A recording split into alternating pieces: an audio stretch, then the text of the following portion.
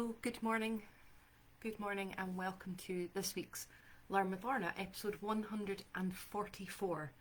My name is Lorna Steele-McGinn. I'm the Community Engagement Officer with the Highland Archive Service, which has 4 archive centres across the Highlands of Scotland. One in Inverness, one in Portree, one in Wick, and one in Fort William, where we look after the historic records for the Highlands of Scotland. This series is brought to you by High Life Highland at no cost to the viewer. And High Life Highland is a charity registered in Scotland, and there's no payment or subscription required to take part in this series of events. But if you're able to donate towards our work, then as I always say, we really are very grateful for that, and there's a link to be able to do so in the text. So we're into a new month, and somehow, and I'll see if anyone else has clocked this happening, we are somehow into the start of the 4th year of Learn with Lorna, which is completely extraordinary. So obviously I went a new year, a new mug, so made myself a new mug with some memories of Learn with Lorna. So it seemed appropriate to start this month and this episode with an episode on reflections, reminiscences and memories, because the theme for this month on our social media channels is changes. But also, looking back over Learn with Lorna, it has brought so many good things to me and to the service. And I think it's really nice to acknowledge that as we go into another year of it, to take a wee moment to look back and thank you so much for all your kind words, your messages, your conversations in person as well. And I got spoken to by someone shouted my name in Tesco yesterday, and they said, "I'm so sorry, I know you, but you don't know me." So all of those things.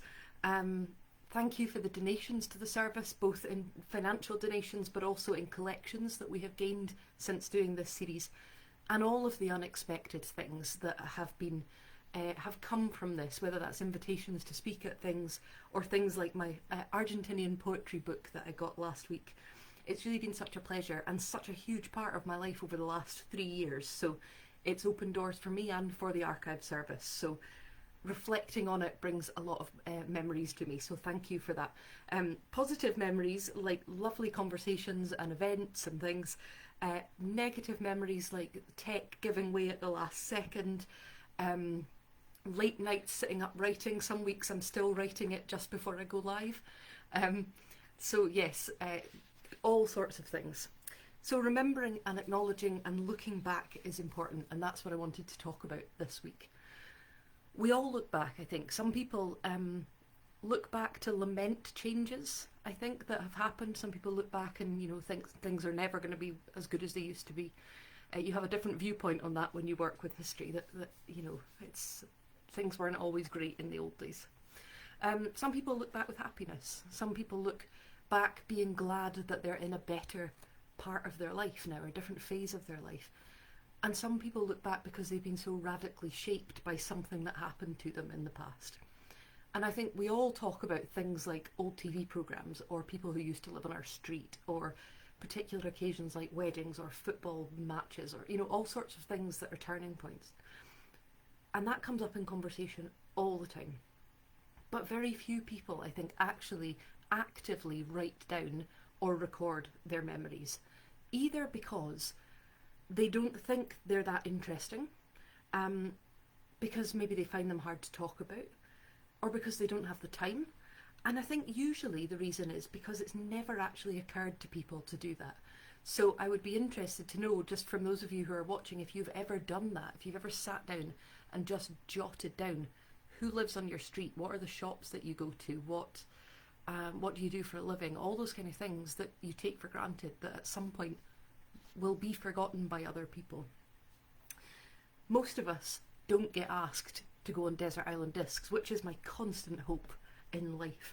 And so often we end up capturing memories as part of a project. So it's something like, school pupils will be asked to speak to their grandparents about what they did for a job, or it's a commemoration, or it's an anniversary of something.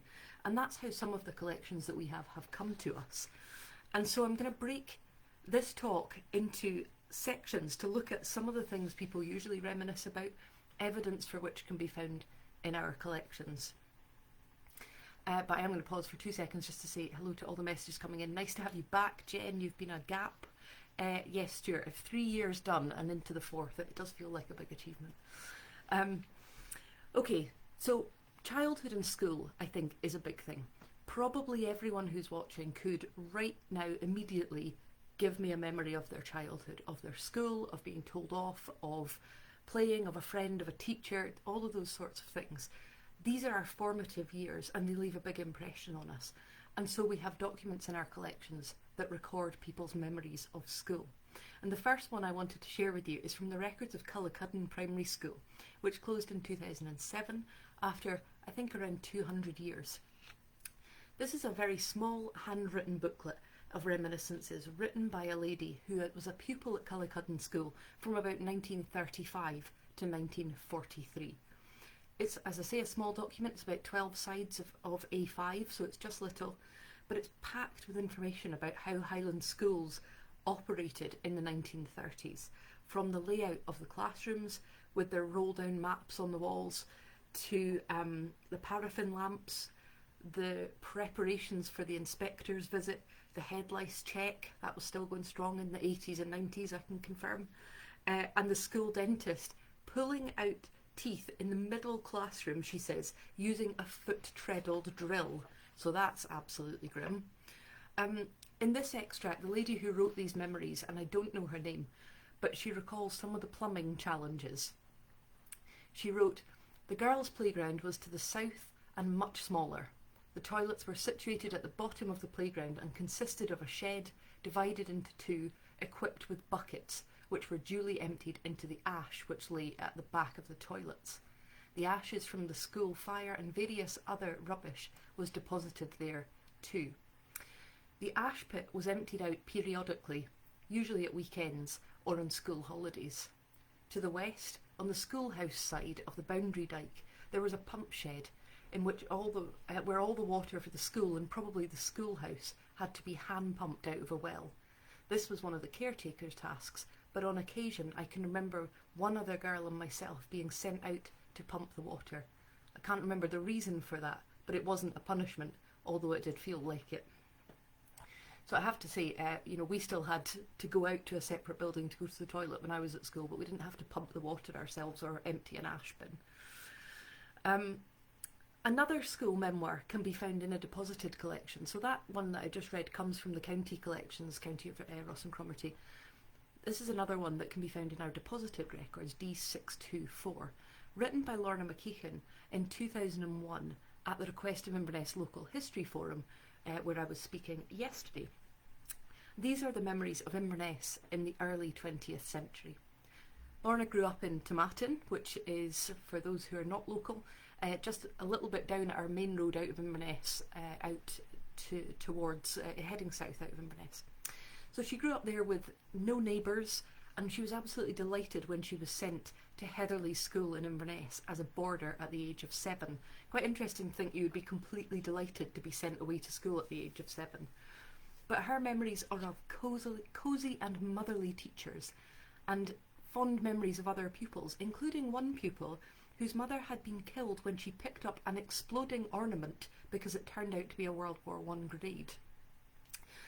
And she records some fantastic memories, including, this is a health and safety nightmare, including fire drills, which include leaving their dormitory via the trapdoor, going down a ladder into a bathroom, and then climbing down from that bathroom, which, there are reasons that we have health and safety policies.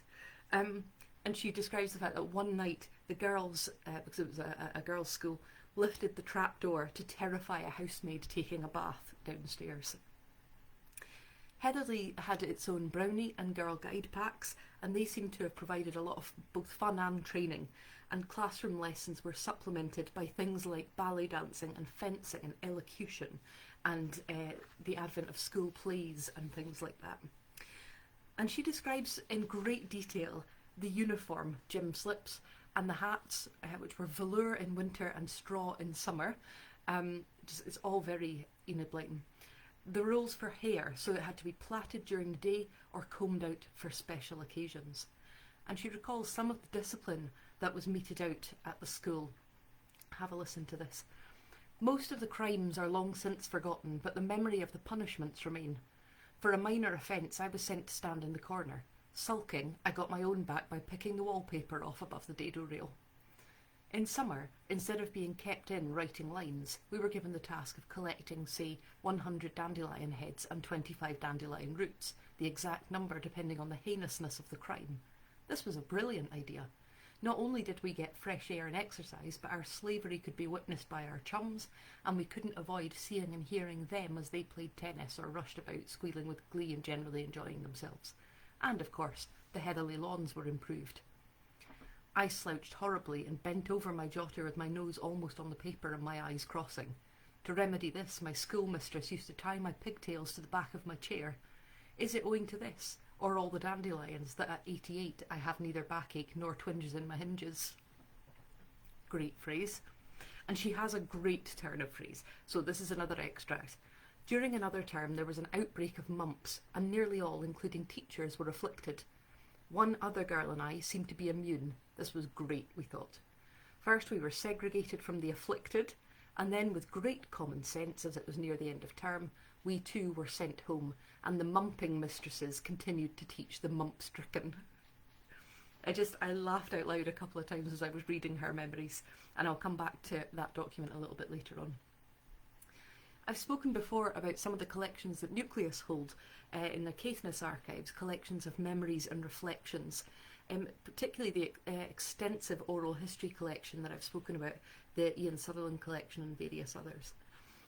And here is an extract from that Ian Sutherland collection, in which someone who is just turned a native of Badby, writing in 1880, recalls his school days. And here are a few extracts. So if you think the toilets at Cullochudden were bad, or having your hair tied to the back of your chair in the 30s was bad, here is an extract from 1880, looking back at school in Caithness.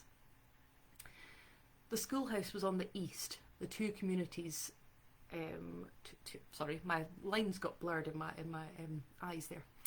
The schoolhouse was on the east. It was the dry stone built house with thatch roof and earthen floor, and light was supplied by a skylight of ordinary dimensions in the roof, a short distance above the eaves. There were no windows in the walls. The dimensions of this being, as far as my memory can serve me, would be around 20 feet by 12 feet. The fire was in the centre of the floor, and the smoke made its exit through a round hole in the roof right above the hearth. Fuel was supplied by each scholar carrying a peat to school every day under his oxter. Oxter being armpit, for those that are not from Scotland. So yeah, that description of a stone-built building with a thatch roof, earth floor, and then a fire just in the middle of the room with the smoke going out. It's almost like a kind of image of a black house. It required a big fire to keep the school in heat during the winter, for the walls were dry built without mortar. The force of the wind through the crevices in the wall was broken by the crevices being stuffed with dried moss or fog gathered from the hills. It was forced into the crevices with pieces of wood, but in the winter the drifts came through it and formed miniature wreaths in the school, and it was not an uncommon spectacle to see an urchin sitting in this wreath with his bare feet during a lesson. Of course, he came to school barefoot. Children were real hardy in those days. So that description of them stuffing things in the wall to try and stop the wind coming through, and sometimes the snow got through and you were sitting there with your bare feet in it. He goes on to say, the teacher from whom I got my first lesson was a bad bay lad of the name of John Sutherland, better known as Ballum. What qualifications he possessed to entitle him to be classed as a teacher, I know not, but I do know that his fitness for that office was questionable indeed. He was as devoid of human feeling as he was of other qualifications. In place of the time-honoured tawse, so the belt, he used a knotted piece of rope, around 3/4 of an inch thick. He would cause an offender to be taken up on the back of a fellow scholar, when the kilt would be turned up and the lower part of the back laid bare, and then the knotted rope applied without mercy. Should the person fail to hold the delinquent or refuse to hold him, he suffered the same degrading punishment as the guilty one. So something horrible there about using using one child against another, which is unpleasant. And of course, it's not just childhood that people reflect on, but like I say, and I'm sure you would agree, it's the kind of thing that often ends up coming up in conversation. But another thing that often ends up being the reason that people get interviewed, or the reason people are asked to write their memories, is because of their work. So there are often oral history projects focusing specifically around a theme, like nurses or taxi drivers or whatever that theme job might be. There are some absolutely brilliant ones of these films made in London. Can't remember the name of the organisation right now, but it's maybe Digital Media, something like that. But they do fantastic oral history projects around the London cab drivers or the dockers, things like that. So quite often it can be work that's the reason that you pull people together to interview them. And some examples of this can be found in our deposited collections at the Highland Archive Centre, D1 and D98. D1 being the main AI Welders Rose Street Foundry collection, and D98 a subsequent deposit relating to that same business, of memories of people working for that company. So let's have a look at D98, Reminiscences of a 14-year-old employee of the Thornbush Slipway, 1942 to 1945. Now, the Thornbush Slipway opened in 1908 and it was located on the western bank of the River Ness, operated by the Rose Street Foundry, so central to the town. Initially, it was constructed to construct and launch fishing boats, but when war broke out in 1939, it stopped all its civilian work and focused on war work instead, and that's when these reminiscences date from. The memories are just a couple of typed pages long, so just, when you're typing your memories, doesn't need to be huge, just needs to be there. So these are just a couple of pages long, but they give a glimpse into the work of the slipway during the Second World War. And like everything, as Anne Fraser's diary says, moments slip away very quickly, and what seems like it will be here forever is very, very quickly forgotten. The writer of these, who again is anonymous, recalls the ships coming in for repairs from the Royal Navy vessels, those things like launches of 65 tons, and then the private yachts that had been taken over in requisition to be used for war work. But also, he describes vessels from other nations coming in. So he says, in 1943, the motor torpedo boats came to town, manned by Norwegian crews, heavily armed vessels, and faster than the motor launches mentioned earlier. After them, in 1944, came the American-built minesweepers, the BYMS designation. Although very well finished vessels of 136 feet long and 25 feet beam, they were obviously most attractive and very tasty to the sea worms, because all along the waterline, a foot above and some 2 feet below, the hull was honeycombed with tunnelling. The woodwork shook visibly if you whacked it with a hammer, and the landing craft, both tank and infantry, were numerous to behold in the months before D-Day. He records things like that, so the types of ship that are coming in to be worked on. He recalls his 47-hour working week, 5.5 days, the need to carry your pass at all times because you wouldn't be able to get on site otherwise. And also he lists the names and the jobs of all the gaffers on site. So he says, for instance, Mr. Maitland, the yard manager, he said he was always engrossed in his work, but he was sometimes said to attend football matches, which made him more warm, but light years from being matey. Or Alec Davidson, the foreman engineer, who was terse, witty, and given to great bouts of silence.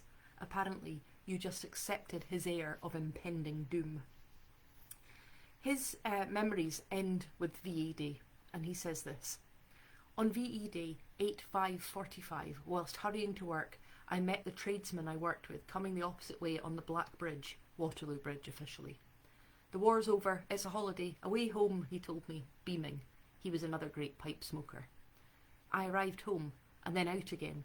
All the coastal merchant ships at the harbour were sounding their foghorn sirens, and up the town by midday sporadic dancing was breaking out here and there as the partakers of refreshment lost their inhibitions and were displaying their prowess at the boogie-woogie and the jive, while the dead sober citizenry stared stony-faced at them. People are funny, thought this adolescent of 17 years and 10 days that May the 8th, 1945. What will they find to put in the newspapers now the war is over, I wondered. And of course, like lots, I elevated in my mind those before the war days as the golden age. No wonder, the bomb, Belsen and all that. The world ended in September 1939, the real world, but life goes on.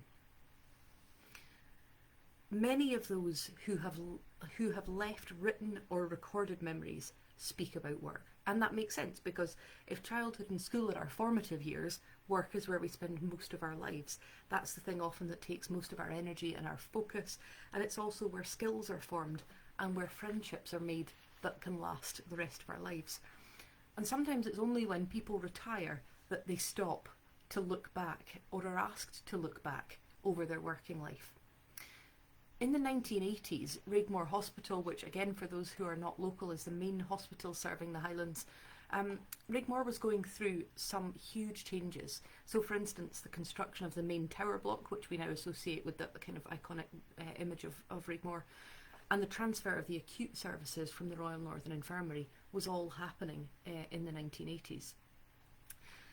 It was a complete time of transformation, and in our NHS Highland collections that we hold, there are some memories from staff who had worked in nursing from the 1930s onwards and were retiring just as these changes were coming in.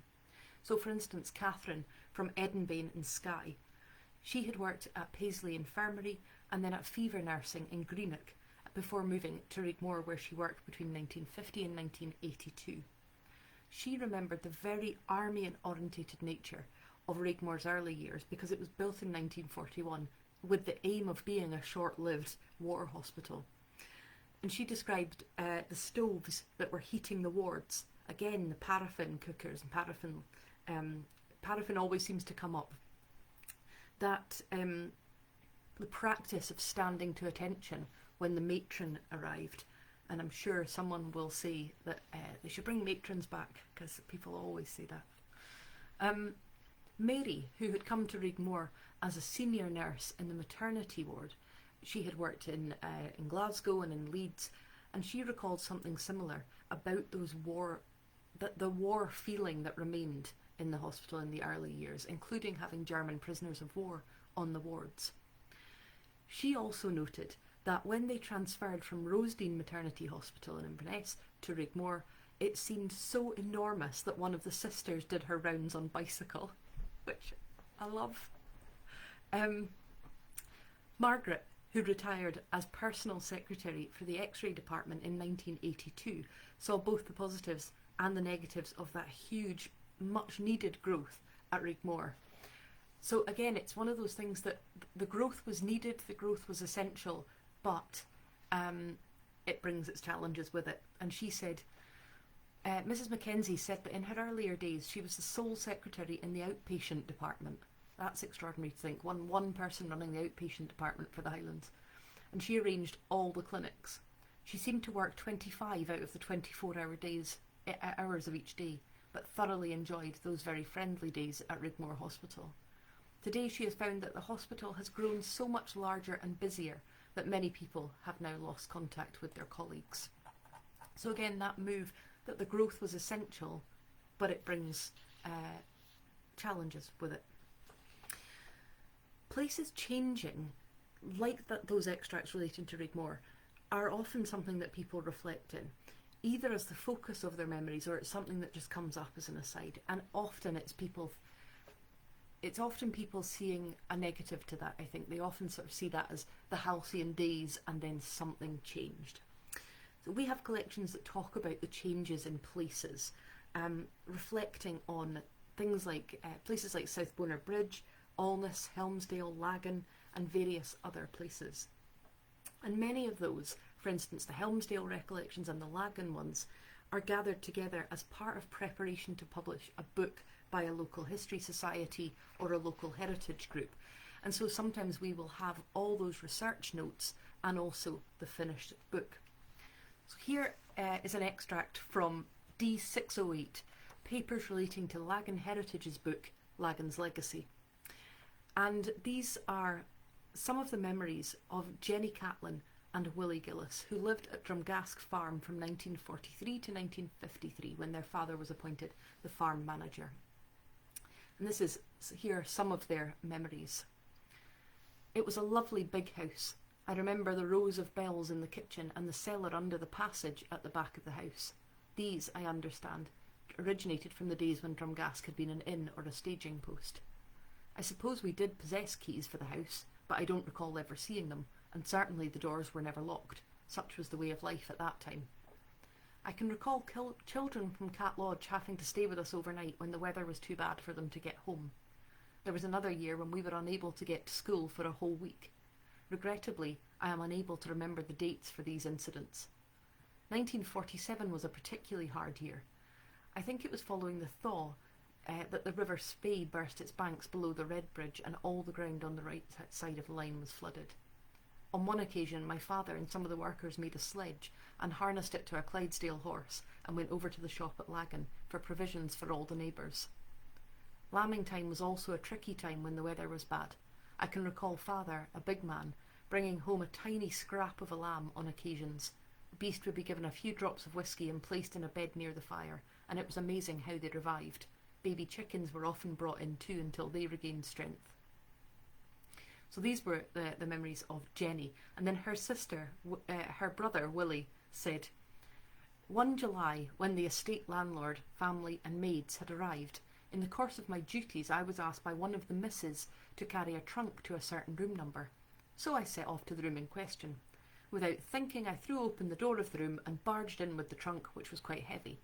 Much to my embarrassment, I found an attractive middle-aged lady in a state of considerable undress. I quickly deposited the trunk and beat a hasty retreat, but while I was making my very quick exit, the lady called to me, 'What's wrong, young man? Would you be seeing something you've not seen before?'" So often memories make me laugh. Going back to Lorna's memories, that lady who wrote about her time at Heatherley School and having her hair tied to the chair, here are some of her memories of places and people and family and daily life. My father was the first Highland minister to own a motor car. The earliest one I remember was ST631, a Wolsey Tourer, which of course was second-hand, as were his first two. I think that during the First World War, Inverness must have been a special area, with a pass needed for all who entered the bounds of the borough. On one expedition from our manse, when we were halfway to town, there was a scream from Bella Farker, daughter of the Tomatin distillery manager, to whom we were giving a lift. "Oh no," she said, "I've forgotten my pass." My father was unperturbed and told her to get down on the floor and hide under the rug, while I sat upright on the back seat with a huge rug over my knees and Bella. Father flourished the family pass and we sailed through the barrier, but I remember being very scared and conscious of the importance of preserving a serene demeanour. It was curious that, although the car could, if necessary, be turned into a sort of saloon by putting up the hood and press-studding celluloid curtains along each side, we always travelled in the open air, unless it was actually raining or snowing. Father had a fur cap with ear flaps and matching gauntlet gloves, and Mother, hat tethered by a scarf, had a big foot muff into which her shod feet could go, and enveloped herself in a big rug, either tartan or deerskin. I can recall the first time we achieved the heart-stopping speed of 30 miles per hour downhill near Daviot. A lift to a plodding pedestrian was often offered and gladly accepted. One drove on the crown of the road, and if another car were spotted approaching, both drivers would ease their vehicles towards the left and very slowly pass each other, waving. My father and Uncle Fergus recalled how unfairly they were treated. If a party invitation came, they were told either, "You're too young, Charles and Dugald will go," or "You're too old, it's only for the wee ones like Victor and Hector." Their only sister, Maggie May, of course, attended all the parties. The two middle boys, my father and Uncle Fergus, got their revenge once up at Victoria Terrace by digging up some squares of turf, digging up some squares of turf, toiling up and out of their own roof, sneaking along the terraced roof to the house where the party was that they were not invited to, and placing the turfs on top of every chimney top, thus satisfactorily kippering the hosts and the guests who had not invited them. Doesn't she just have the best turn of phrase? I just think she's hilarious. It's interesting as well when you look back. One of the other things that many of these relate to, or many of these memories will call upon, are either the 1920s or the 1920s, 30s and 40s. So A, that's because more people were thinking to record their stories and being asked to. B, it's a period of such change and upheaval that people, you know, they can distinguish, like that the boy who worked for the slipway. People can distinguish pre-war and post-war because it's such a momentous change in their life. But also this is a period that, of course, schools do projects on, and so then they interview older people about it. And so we have various extracts relating to World War I and to World War II. In Nucleus, we hold the records of David Barrigill Keith, which I've done a previous Learn with Lorna on, including his autobiography, which is entitled The Sheriff's Story, which includes references to his life in Caithness, his university days, his World War I service, and his time as Sheriff Substitute of Orkney. This is just a couple of sentences that refer to his war. This is obviously not the only references in it, but I thought it was quite striking. He says, my first night, our job was to bury the dead, still lying out from the Battle of Lewes. I had sent my subaltern for the first turn of duty, and at 10 p.m. he pulled aside the ground sheet that hopefully kept the Hun shells out of my cubbyhole while I tried to sleep. He woke me up and he said, my God, Keith, this war's no safe. It was, I believe, an understatement. And just that finding humour in the worst circumstances. And that's a different type of memory, because that has been deliberately kind of curated and pulled together for a memoir, for an autobiography. But it's those memories of something that was so horrendous that it was life-changing that will always come through. So for instance, in this extract here, this is a resident of Dalmore Church of Scotland Eventide home in Alness, describing her memory of another event in the First World War, the tragic sinking of the Isle Ayr on the 1st of January 1919. I've spoken before about the Isle Ayr. It's just one of the most horrible ironies of the First World War. It sank on the 1st of January 1919 with the loss of 210 men who were returning safely from World War I, and sank within sight of their home. And this is her memory of this moment. This is the story of the sinking of the Isle Ayr, which was a naval vessel for naval personnel only. It sailed twice a day between Stornoway and Kyle during the First World War. It happened on New Year's Eve. We were at a party, quite a crowd of youngsters, and the night was so stormy that going home after leaving the party, we had to hold on to each other. And we took each other home, each getting off at our own home until we all arrived home. I was working in the post office at the time in Stornoway, and on my way to work the following morning I met the girl McCaskill, whose brother was in the Navy. And he arrived home in the early hours of the morning. He had been on the Isle Ayr, had swum ashore, and had walked to his home, which was about 2 miles from Sandwich. You know, the Stornoway harbour, it's quite narrow at the entrance, and you turn around and it's a mile to the pier. Well, it was said that the captain, instead of turning around, he went straight across and beached. And I remember going along Shore Street and seeing lorries and carts with bodies piled up and tied with rope. Most of the Stornoway boys, their bodies had been taken to the country by their fathers, and it was quite a common thing to meet a cart going along Cromwell Street with a coffin.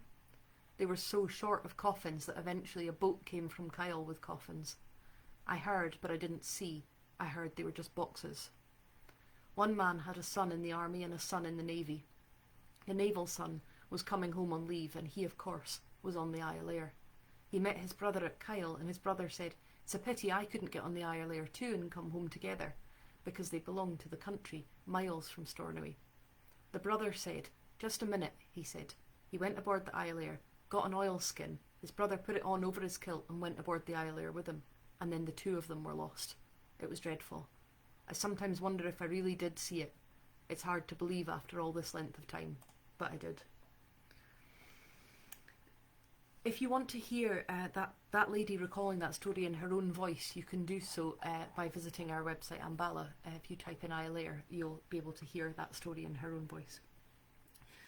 But I wanted to end, you'll be glad to hear, on a cheerier note by sharing some of the memories of Inverness Opera Company, because of course those things like opera companies, like football teams, those are places where memories are formed and banter is had, which can be a good thing and a bad thing. But people often look back on those kind of hobby things with great enthusiasm and fondness. So we have some of the recollections of Inverness Opera Company, which is now Inverness Musical Theatre Company, gathered during the creation of a book to mark the company's 80th anniversary in 2005. We hold among our Inverness Opera Company papers the finished book. And here are a couple of extracts from it. The first, a memory by David Proudfoot of a performance of Oklahoma. On another occasion, it was the evening of the dress call for Oklahoma, and although most of the company members would arrive at the rehearsal rooms at the Central Primary School and get dressed there were some who got dressed at home. One such person was Tom Yates, who carefully put on his cowboy gear, including hat, neckerchief, boots, and gun belt, holster, and guns. He slipped on a coat to cover what in Inverness in 1962 could only be described as an unusual outfit. Driving along Tomnahurich Street, he decided to stop at Fox's newsagents for some cigarettes. On entering the shop, he was the only customer, and the lady behind the counter was busy catching up on some admin and automatically said, "Yes, sir, can I get you something?" 20 senior service, please. As Tom said this, he opened his coat to get his money from his pocket, and at the same time, the lady raised her head to be confronted by a sinister cowboy whose hand was reaching for a gun. It was never established who got the bigger fright, or whether Tom ever got those cigarettes. Another one here by Callum McDougall, remembering a performance of Brigadoon. For this production, the company had to move to the Playhouse Cinema, the Empire Theatre having closed and the new Eden Court Theatre not yet ready. In this particular scene, a mist effect was required, but on one night, the machine producing the mist went completely haywire, with the result that the chorus couldn't see the conductor couldn't see the chorus, and the audience couldn't see anything at all. As I said at the beginning, we all reminisce for so many different reasons, but it is such a joy when, for one reason or another, those memories and those reminiscences find their way into an archive. So I'm going to finish as I started by saying, please consider writing down your memories or recording a conversation. If you want to record a conversation with me and you've got a connection to the Highlands, please get in touch. Detail the place you live in, the businesses, the people you meet, the what's happening in politics. Those kind of big things will be recorded, but not people's reaction to them. So please do consider writing down your story or recording it for future generations and putting it into an archive.